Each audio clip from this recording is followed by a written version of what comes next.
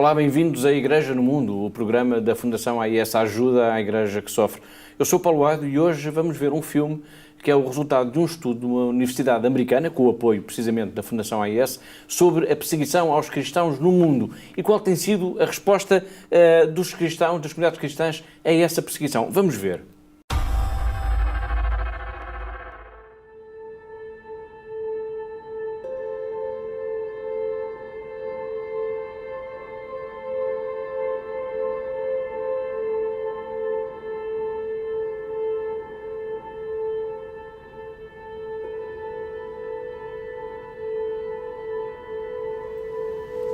You can call it hell on the earth.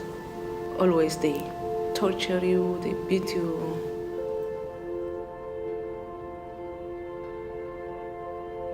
Churches being broken, houses being burned, there was a huge amount of rapes. We have this public image of India as peaceful and pluralistic. It doesn't compute for there to be this kind of violence there. There is no safety in Iraq, not for family, not for me, not for children.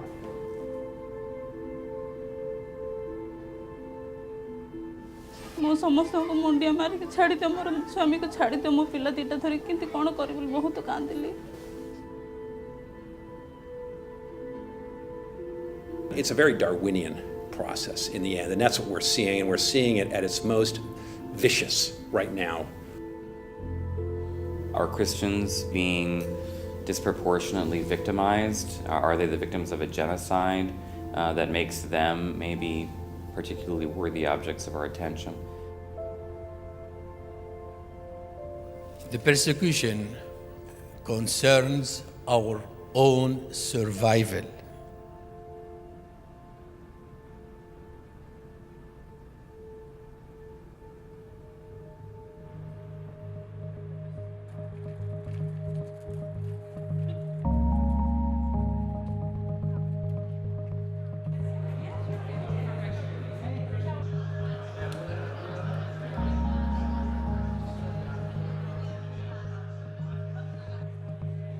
There is no more appropriate time for this conference. On this very day, Christians will be killed, exiled, find their property and houses of worship destroyed, and face humiliating discrimination in countries around the world. The Under Caesar Sword Project is an effort to study systematically and globally the kind of responses that Christian communities make towards persecution. What do they do when they're under this kind of pressure and repression? Some people will say it's ethnic or religious cleansing, not genocide. These, I think, are quibbles.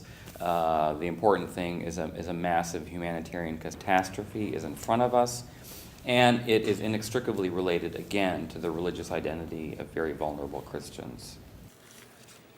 The whole Middle East is without exception engulfed by a nightmare that seems to have no end and that undermine the very existence of Christians in many countries of the region.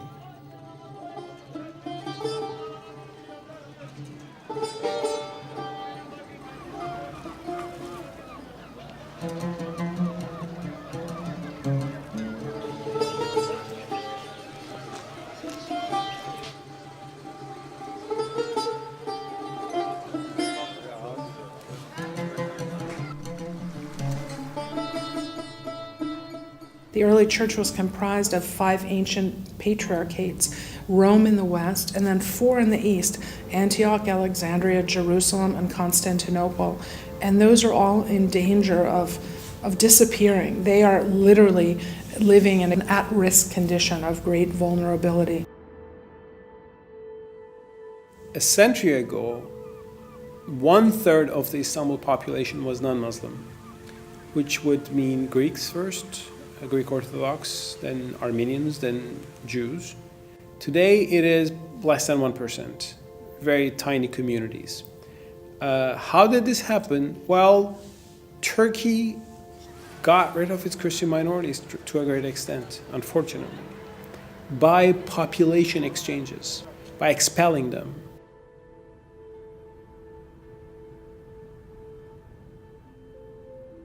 What we see in Turkish-occupied Cyprus is really the erasure of the Christian presence. Churches demolished, all of the iconography associated with the early church stripped out of these churches, really a perverse effort to erase the historical footprint of the Christians of Turkey.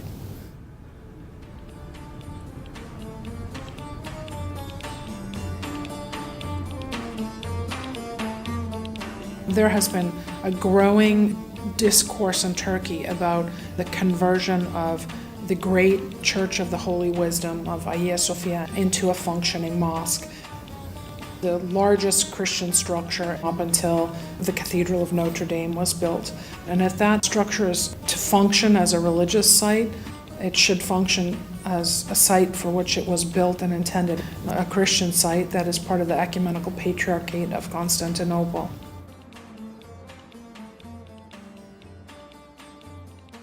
The state has to accelerate its reforms.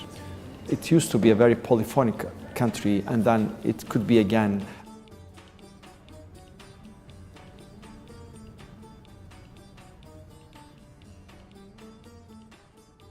We go to the state, to the ministries, to the bureaucracy, and we claim or we explain our issues together. And we are so few now. So the solidarity in building up new ideas is essential.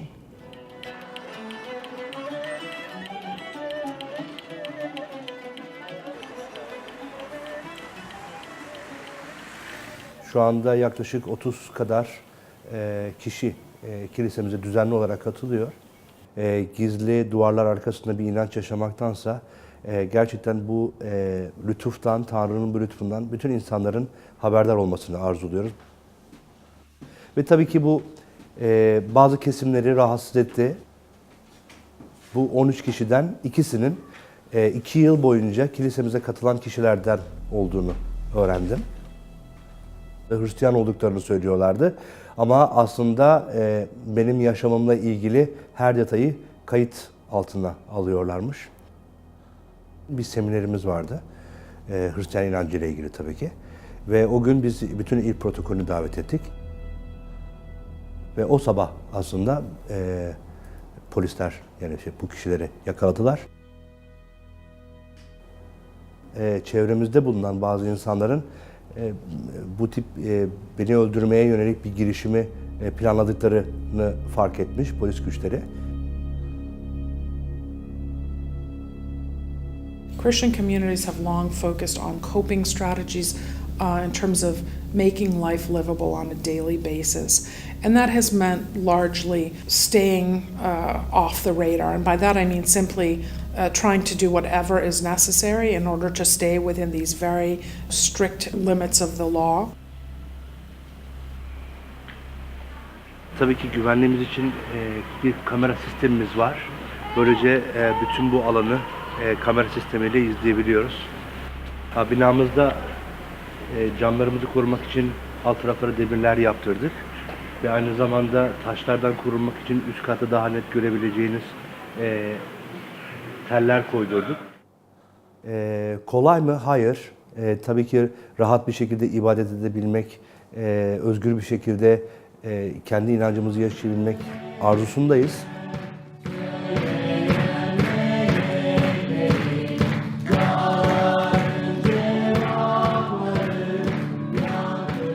Bununla beraber ben şükrediyorum ki cemaatimizdeki hiç kimse kendi inancını saklamıyor.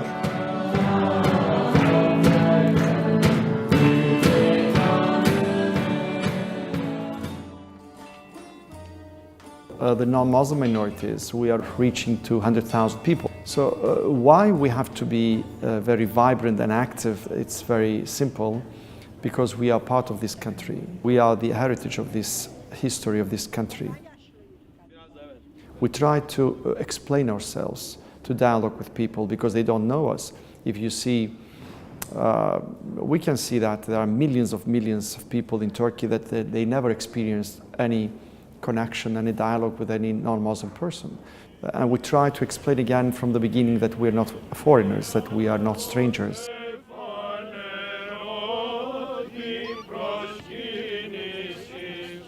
The blessing of the waters, the Epiphany, as we call it, it is a very special day, and we came with all our bishops and our people and our parishioners and all members of the larger community. There were Turkish Muslims, Alevites, Armenians. We are very happy because everything goes smoothly, even if today Turkey and the countries around, they are facing several problems. We, in a very secure way, we have celebrated today.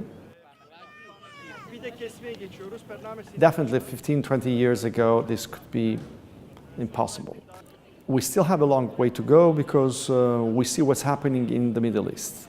First Iraq and then Syria, and we have so millions of people, refugees coming in Turkey, of course. It seems that for the last centuries, freedom for Christians is a limited understanding in the region.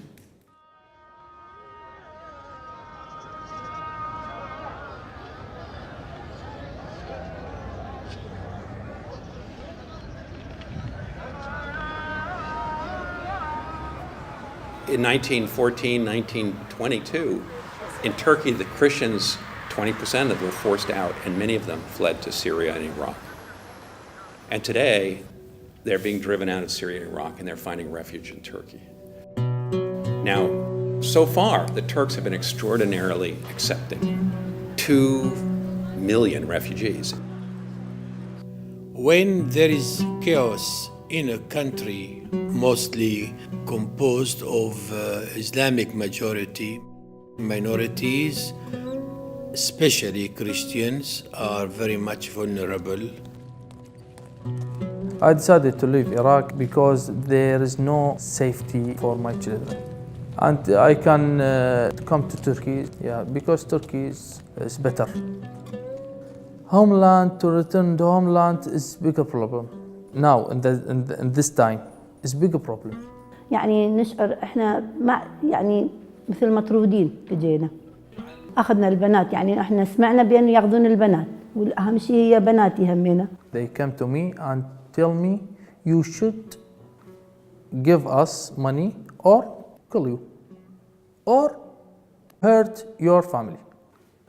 او اي شيء، المهم مستقبل اولادي يبدون دراستهم ويستمرون بحياتهم. Milletin ilk sığınacak yer Türkiye. Bundan sonra Avrupa'nın çıkış kapısı burayı görüyorlar.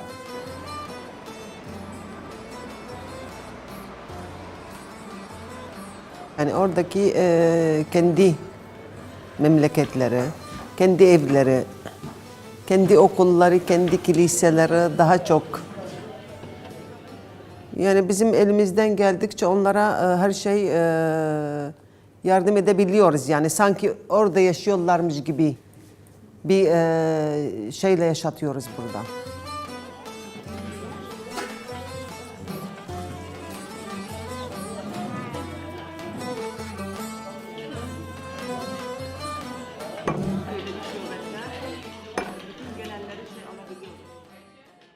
It isn't everybody who has fled. You do have incidents of the Assyrians, for example, around the Khabur River in Syria that took up arms, have formed a militia. But those are small responses.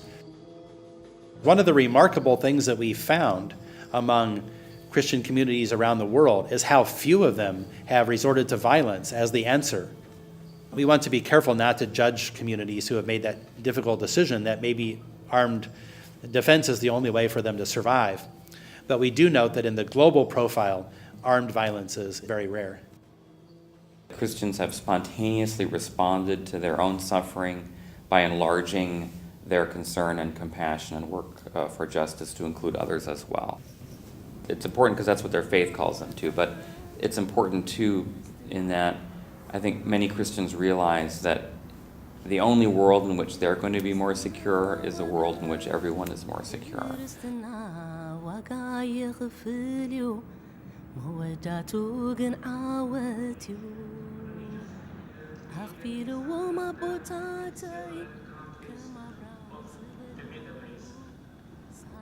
Our social mission helped to reach out to the heart of the majority community, especially its poor. Like Pope Francis, we become the voice of the voiceless from all the communities, especially all the poor from every community.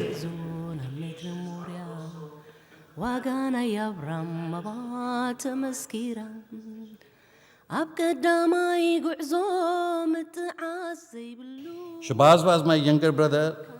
He dedicated 28 years of his life to foster the ideal of human equality, interfaith harmony, and mutual love and forgiveness. He died only a few meters in front of their home. My mother heard the thunder of bullets killing my brother. Even today, it's impossible to imagine her pain. But to my amazement, my mom told me without hesitating that his mission should continue and I was the right person for this job. She explained that she had forgiven the killers of my brother and she was free from a desire for the revenge or retaliation against them.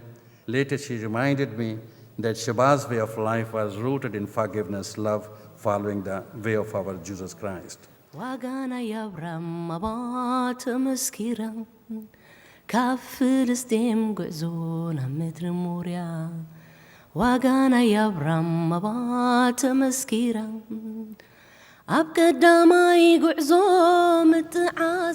imprisonment is 32 months inside the container.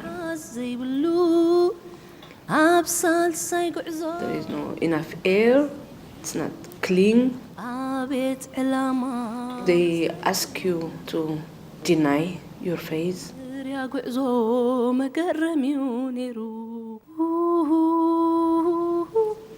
So I refuse.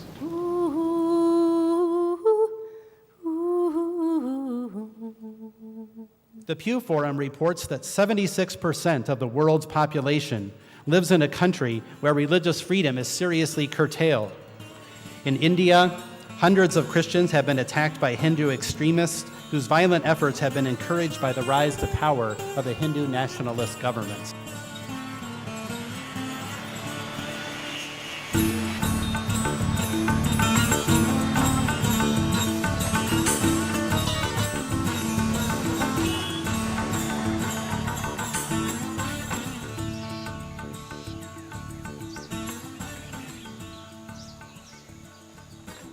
Christians have been around in India from at least the 3rd century. There was a long period, a millennium or more, of relatively peaceful coexistence between Christians and other religious people in India.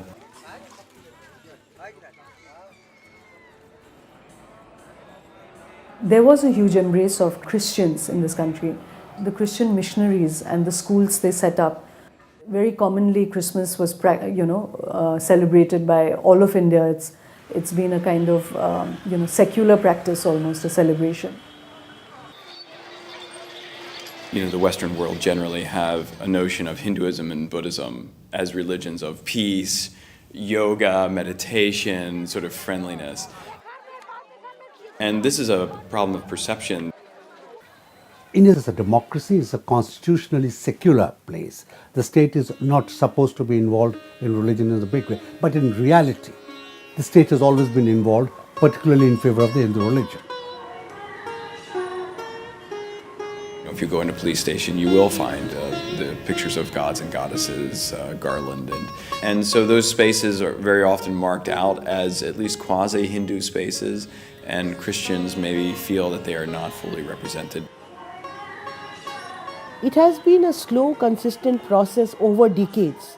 What is happening now did not happen in one day. It was a preparation of tens of years, of a very slow poisoning of minds across India.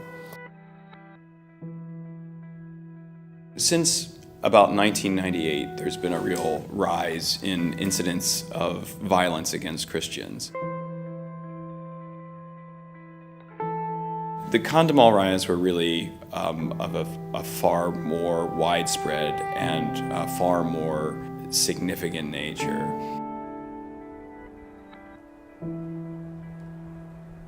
The crowd, maybe about 300 to 400 people, came in the morning. And from this spot itself, they started attacking the people, breaking the houses and burning the houses. And the violence continued all throughout the day. सेटा पे मु से माने घरे आसिकरी घर भांगिला पर्यंत मु कुआडे भी जाई नथिली जेतबे क्रिश्चियन मा माने समस्त इयाडे सेडे धाई गले मु पछरे पिला दिटा धरि की करली.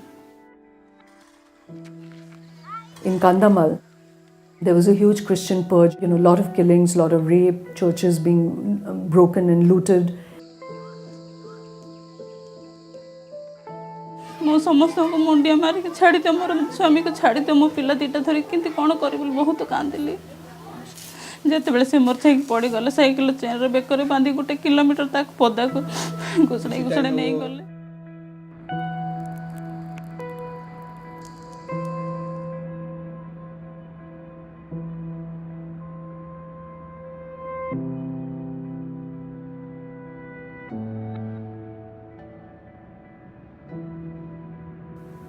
They tortured him. He had to suffer. So inhumanly they killed him in front of his wife and 2 children.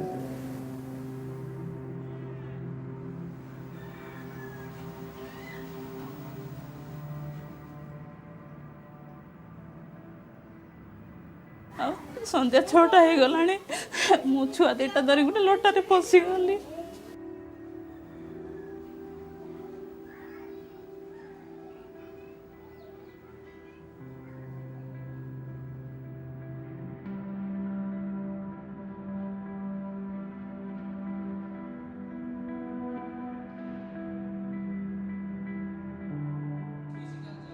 The first response is prayer.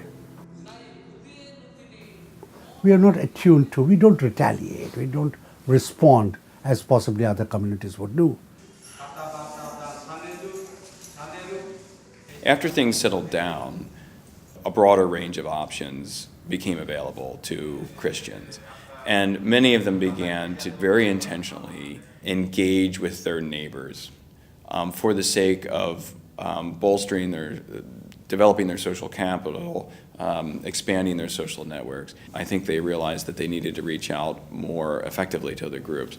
So they began doing visits. They'd go to a Muslim service or festival, they'd go to a Hindu service or festival, they'd go to a Buddhist service or festival, and they would invite people from other religions into their own celebrations. We began to counter the hate ideology. And to do that, we worked on modules. We organized residential training camps. In the last 12 years, more than 15,000-20,000 young people have undergone those camps. This is mainly fighting prejudices, fighting hatred. After the attack, I was part of peace building process. Along with the district administration, I went for peace building meetings in different villages. In the youth program, some of the sports competitions we conducted brought the community people together from both the religion, from both the castes, and the biasness and the doubts that were there, those also could be resolved in the meetings, because the youth were not able to talk, the people were not able to talk after the violence. So this gave space to come together, and people slowly started talking one another and building relationship. They tried to make their own religious buildings more ecumenical in spirit, more interfaith in spirit. So instead of building something that could only be a church, they might build a community center that had the symbols of various religions in it. We are now understanding that the Christian community in India is part of the larger national groups. We are protected by the Constitution, we are protected by the United Nations Charter. India is a signatory. Therefore, there is no harm. In fact, we are duty bound to seek support from everywhere, to raise our voice everywhere.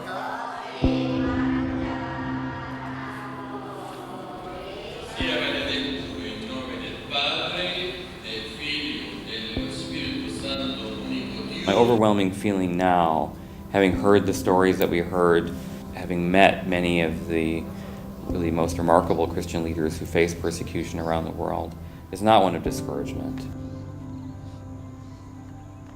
Our diversity, our pluralism, our decades of struggle for a democratic secular India is waking up again. Everyone will fight till the last breath.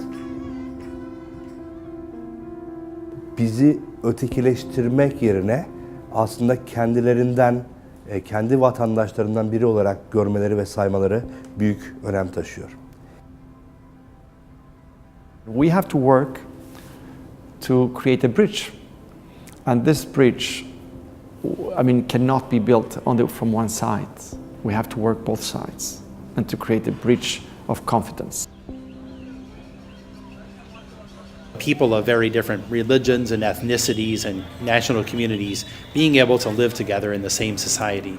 That's critical to the dream of liberal democracy, the dream of human rights. It's very hard to see how you're going to get to a society where religious freedoms are central to the legal system. But many people are beginning to see the merits and see that it's the only thing that's going to keep the societies they love from being swept away. My overwhelming feeling, despite challenges, is that one can have hope and that things can improve, and that integrity, that faithfulness in the long run matter more than anything else.